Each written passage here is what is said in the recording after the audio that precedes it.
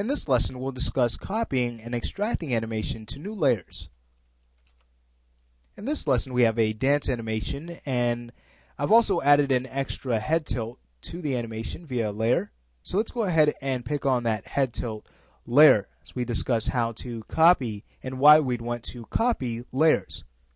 So when we copy a layer, what's going to happen is that our layer's name and all of its attributes are going to be copied to a new layer with a suffix of copy or underscore copy. So why would anyone want to copy a layer?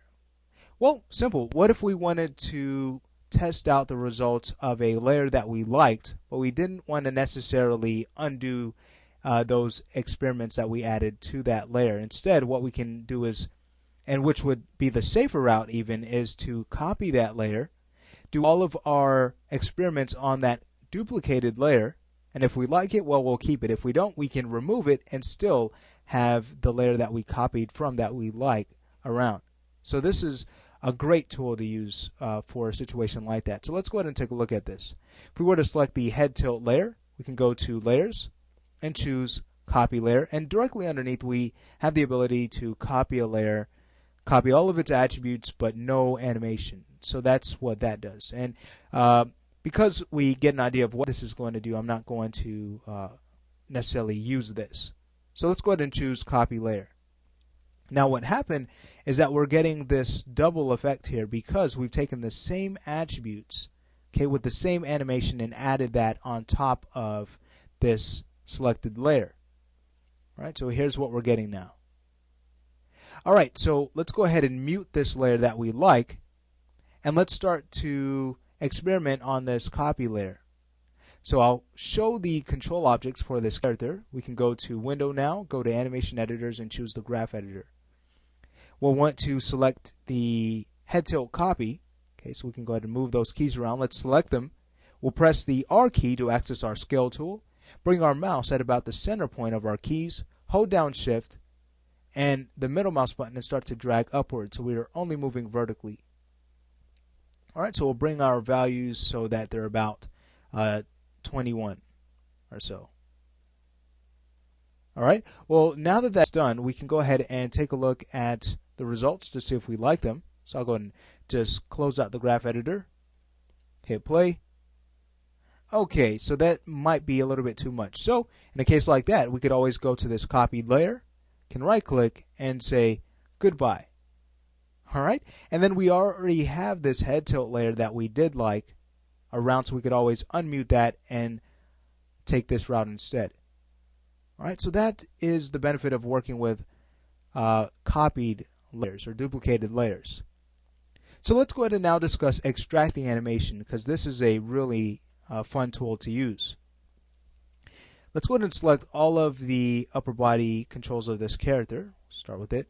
Now what extracting is going to do for us, it's going to rip out all of the attributes tied to a layer, a selected layer, and add them instead to a new layer at all. So it's going to totally remove attributes from one layer and add them to a new layer.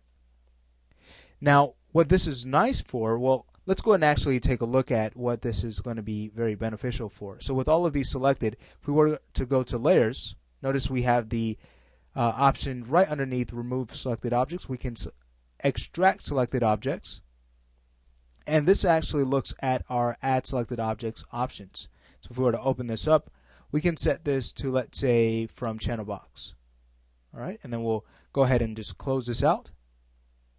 Now if we were to selecting our base animation here, if we were to go to the channel box of our translate and rotate attributes, we can do that very easily by toggling our selection. So if you see the finger control selected, you could always just do something like toggle the selection of your head control. Alright, so we can get to our translate and rotate attributes. We'll select all of those, and then we'll go back to layers and choose extract selected objects. Give Maya a second, and now notice it has taken all of the animation of the upper body and added it to instead a new layer, this extract layer. Alright, so, well, what can we do with this? What's so cool about this? Let's say if we wanted to control the intensity of our animation in the upper body? Well, selecting our base animation extract, if we were to decrease that, notice how we're able to, again, control the intensity of what's happening in the animation here. So if we didn't want him moving as much, we could always decrease our weight, or if we wanted him moving a little bit more, increase the weight. So that is a very useful tool. And notice as we extract layers, they become overrides. Okay, set to override mode. But as we copy a layer, if you saw, it was just set to additive. All right, so that's what's so great about extracting animation. We have a lot of control this way. So notice if we were to just decrease, let's say, to about half the amount, notice because we've only extracted the upper body, the lower body is going to move the same, but the upper body is going to just move half as much. So again, Maya gives us a lot of control over these layers. Great. Now we do have options for extracting layers of selected objects whose animation was not already tied to a layer. Okay, so we have those options. If you wanted to, you can do that with selected objects or all objects in your scene. You'd probably want to go with selected objects though. But it also depends on what you're working on, of course. So to show you this, if we were to undo back to before we even created this extract layer, okay, hitting Z a few times. There we go.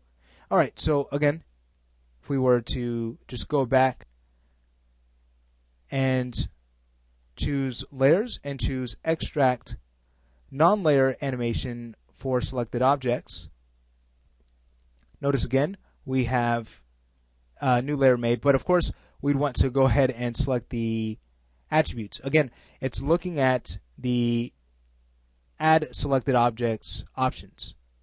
So with our translate and rotate attribute selected, I'm going to go back to that. Okay, no warning here. Give Maya a second, and there we go. So again, we can do the same thing. We can control the intensity of the character's upper body as he's dancing around. So if we don't want as much, we'll bring that down.